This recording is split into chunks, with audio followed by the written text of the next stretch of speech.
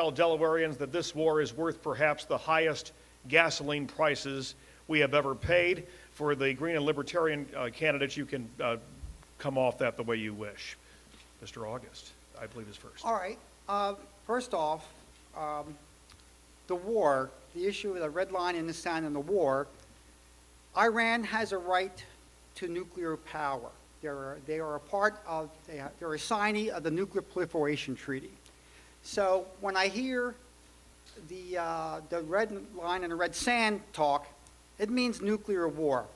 It means mutually assured destruction for everybody on the planet. And we need to avoid that war through clear and distinct policy, and by firmly and cohesively standing by and up with our allies, especially and specifically Israel, against Iran, against the nuclear threat that is Iran. What we have is a situation where we are not controlling the outcome. Mr. August talks about, their right.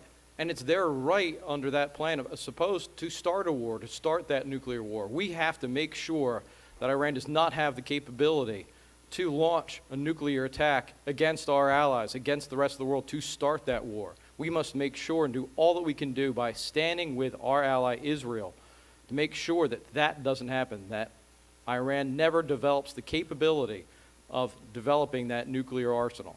And we must do a better job of making our policy clear. Thank you, Mr. Kovac. Mr. Carney. Bottom line is the U.S. can't allow Iran to get nuclear weapons capability.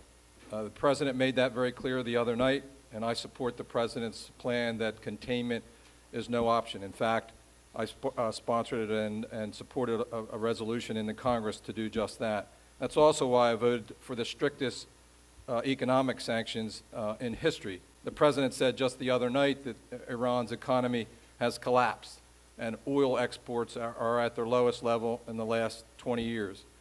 It appears that the Iranians are indicating a willingness to talk directly to the United States. We ought to accept that if that's actually what's happening. The administration has denied that that's underway.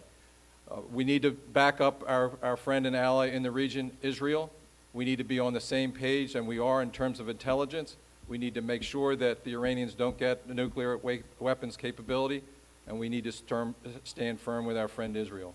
Should not saber rattle and get into these entanglements overseas that cost lives and billions of dollars.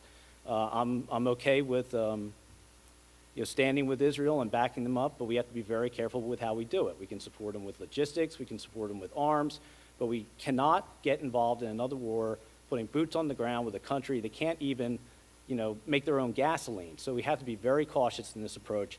No war without a declaration of war.